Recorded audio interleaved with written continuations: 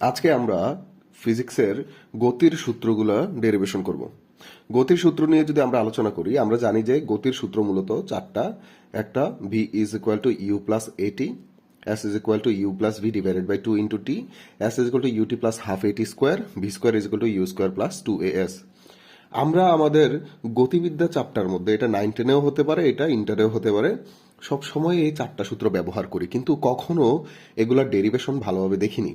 এজন্যই আমরা মূলত অঙ্ক করার ক্ষেত্রে একটু একটু ভুল হয়ে যায়।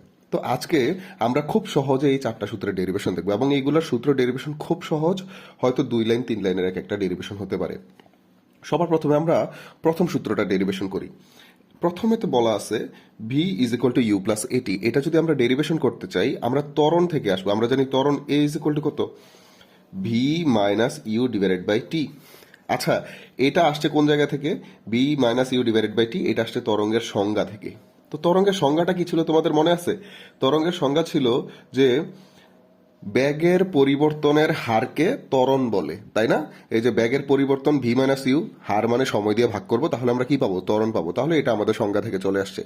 এখান থেকে আমরা লিখতে পারি a t is equal to v minus u. সুতরাং ভি ইজ ইকুয়াল টু কত? U plus a t. এই যে আমাদের প্রথম সূত্র ডেরিভেশন হয়ে গেছে। ঠিক সিমিলারলি আমরা যদি দ্বিতীয় সূত্রটা ডেরিভেশন করি, s is equal to u plus v divided by two into t. এটা কোন জায়গা থেকে আসবে? তাহলে আমরা যেটা মনে রাখবো যে দূরত্ব ইজ ইকুয়াল টু গড় বেগ ইন্টু সময়। তাহলে গড় বেগ ইন্টু সময়, এই সূত্রের মধ্যে আমরা যদি দূরত্ব লিখি, দূরত্বকে আমরা এস দিয়ে প্রকাশ করব। গড় বেগটাকে আমরা লিখতে পারি ভি বার ইন্টু টি।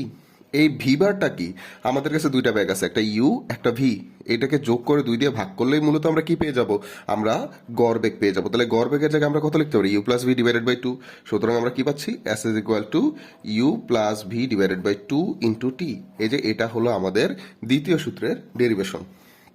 ঠিক সিমিলারলি এবার যদি আমরা তৃতীয় সূত্রটা ডেরিভেশন করি, s is equal to u t plus half a t square, তাহলে আমরা কি পাবো? দেখো, তাহলে আমরা তৃতীয় সূত্রের ডেরিভেশনের মধ্যে যদি দেখি, আমরা এবার তৃতীয় সূত্রের ডেরিভেশনে আমরা ডেরিভেশন করবো s is equal to u t plus half a t square. এই ডেরিভেশনের জন্য আমরা প্রথম দুইটা সূত্রকে ব্যবহার করব। কিভাবে? দেখো, আমরা জানি v is equal to u plus a t, s is equal to u plus v divided by two into t. এইখানে শুধু ভি এর জায়গাতে আমরা প্রথম সূত্রের মানটা বসাই দিব। তাহলে আমরা লিখতে পারি যে তৃতীয় সূত্রের মধ্যে s is equal to u plus v divided by two into t. এই জায়গাতে ইউ থাকলো, ভি এর জায়গায় আমরা বসাই দিব v is equal to u plus a t. তাহলে এখানে u plus a t divided by two into t. এখানে ইউ দুইবার আছে, তাহলে আমরা লিখতে পারি কত? Two u plus a t divided by two into t. এইখানে টু এবং টু ক্যান্সেল, তাহলে আছে ইউ প্লাস, এখানে আছে একটা হাফ এ এবং টি দুইবার আছে, u half a t square. তাহলে s is equal to u plus half, sorry এখানে একটা টি গুণ অবস্থায় আছে, u t plus half a t square. এই যে এটা আমাদের তৃতীয় সূত্র। ঠিক সিমিলারলি আমরা যদি চতুর্থ সূত্রটা ডেরিভেশন করি, v square is equal to u square plus two a s. এটার জন্য আমরা যেটা করব, আমরা ত্বরণের সূত্র যেটা জানি যে ত্বরণ a is equal to u plus v divided by two, sorry s is equal to v, a is equal to v minus u divided by t. এখান থেকে লিখতে পারি টি ইজ ইকুয়াল টু কত? V minus u divided by a. এই সময়ের মানটা আমরা শুধু দ্বিতীয় সূত্রে বসাই দিব।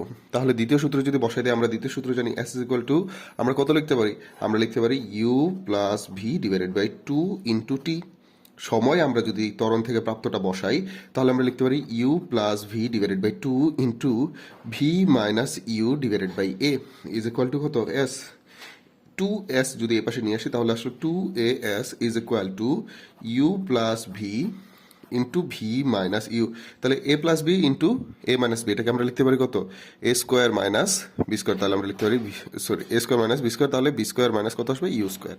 সুতরাং এখান থেকে আমরা লিখতে পারি v square minus, B square is equal to minus, ওই পাশে গেলে প্লাস হয়ে যাবে, is equal to u square plus two a s. এই যে এটা হলো যে আমাদের চতুর্থ সূত্রের ডেরিভেশন। এই সূত্রগুলো ডেরিভেশন যদি আমরা জানতে পারি, তাহলে অঙ্ক করার ক্ষেত্রে আমরা খুব সহজে যে কোনো ম্যাথ সমাধান করতে পারবো। ধন্যবাদ।